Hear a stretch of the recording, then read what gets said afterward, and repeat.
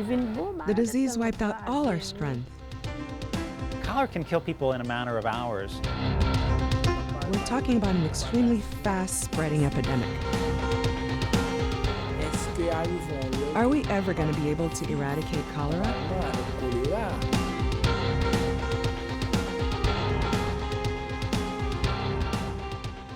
Cholera is a disease which causes profuse diarrhea. That Thursday, I spent almost a whole night outside with bad diarrhea. I felt like I was dying and didn't have the energy to stand up. Friday at 5 a.m., the nurse saw how bad I was and ran to go get a stretcher.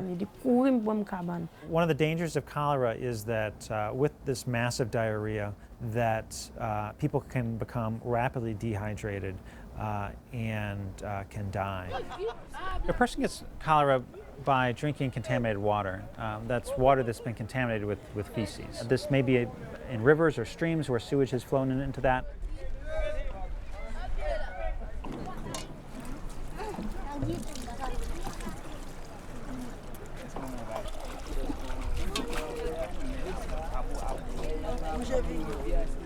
Is this water dirty?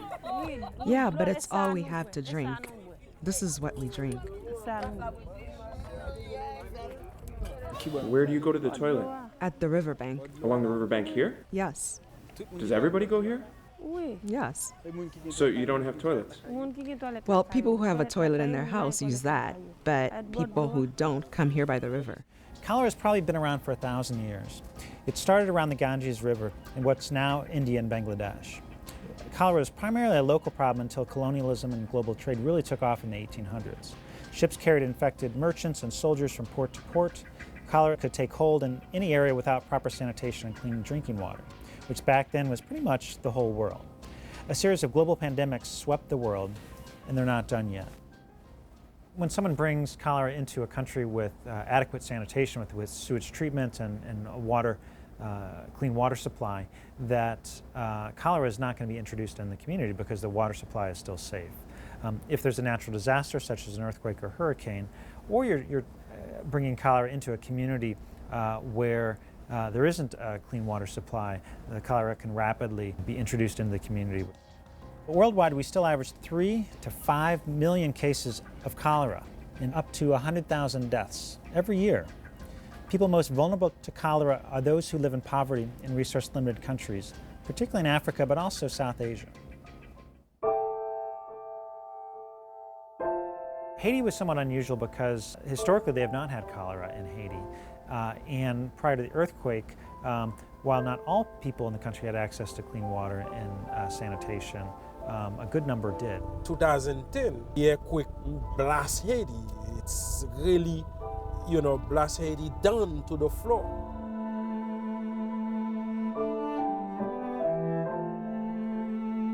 The earthquake displaced hundreds of thousands of people who lost access to their home and became homeless and lost access to clean water and sanitation. Before the earthquake, we lived on Frere Street. It was a big house we lived in. And a toilet? A normal one. It was nice.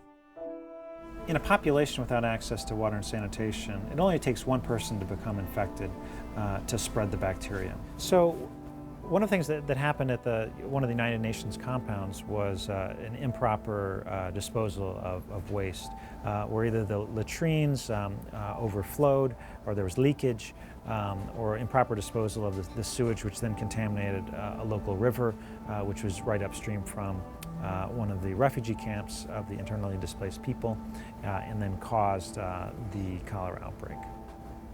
So in a matter of days, you might have 10 people infected, then 100 people, then 500 people. 1 person in 5 will get severe diarrhea. Without quick treatment, up to half of those people might die.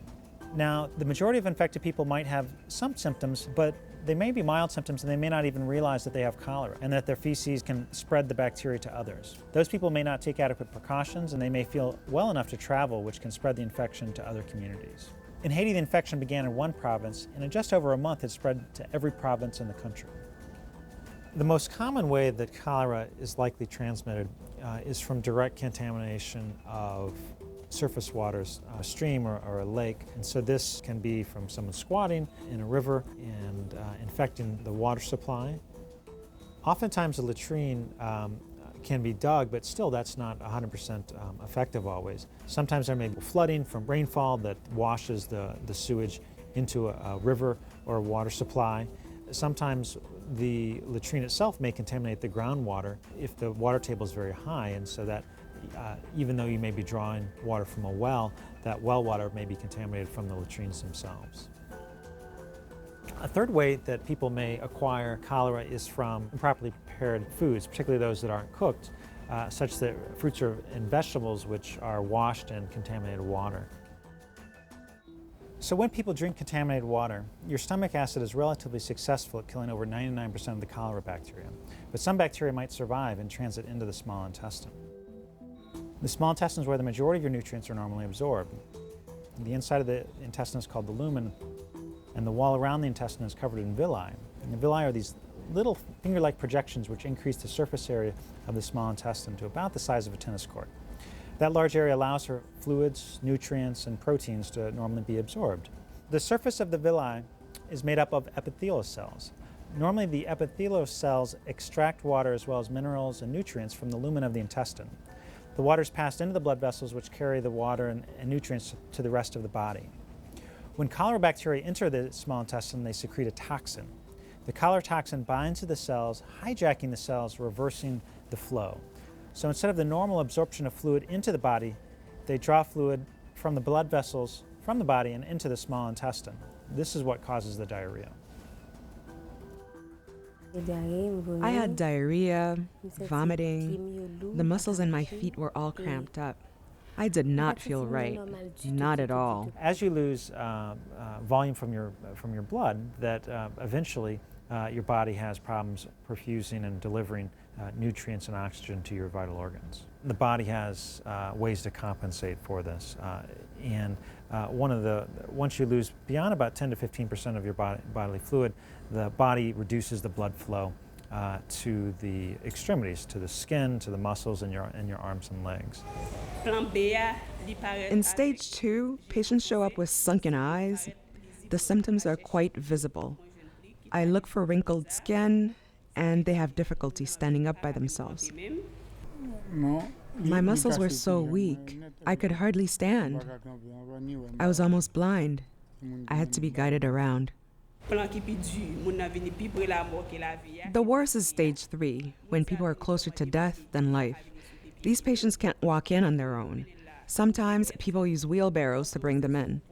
These are the most critical cases. If you don't get to them in time, they'll die. With treatment, which is fluid resuscitation, giving fluids both orally and in severe cases, perhaps intravenously, the treatment is very successful. This is an intravenous drip, okay? It has rehydration solution in it.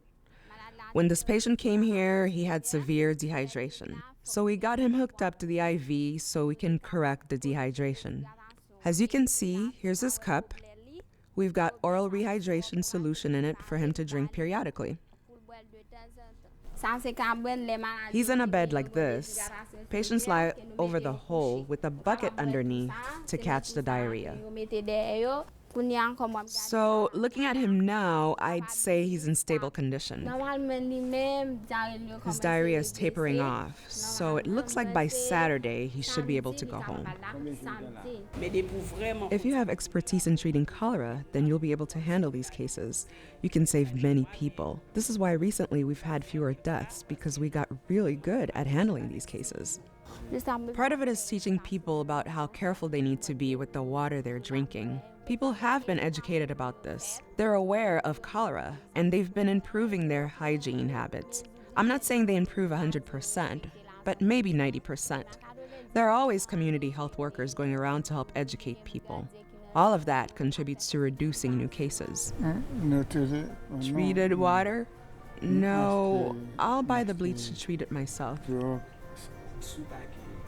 Can you afford the bleach? Maybe I can't afford enough to treat a whole barrel of water, but at least I can afford to treat a bucket full of water. The essential thing is to create water sources that are treated so that people can safely drink. In Port-au-Prince, they're currently working on one municipal water treatment plant, and there are plans for a second elsewhere. But there are other point source opportunities to have local water treatment on the village level or on the household level, as well as innovative solutions such as rainwater catchment. Above all, it's about educating people and developing treatment as a long-term solution for this problem. But also, we have to be realistic because cholera is not something we can just kick out of the country overnight. So cholera is just one example within global health, which affects people that live in resource-limited countries. It affects people in poverty, it affects migrants and refugees. And global health has advantages for everyone. And so people that are healthy and happy are both an economic force for their own country to develop their own country. That also creates stability in the world. As a student or as a young person, how do you get involved? And I think one of the lessons that I've learned over the years is there's no one direct path. That no matter what your career is, whether you're a doctor, a lawyer, an engineer, an artist, that there are lots of things that you can be involved with to make the world a better place. Want to learn more about the fight against cholera and get involved in global health efforts? Check out some of these websites.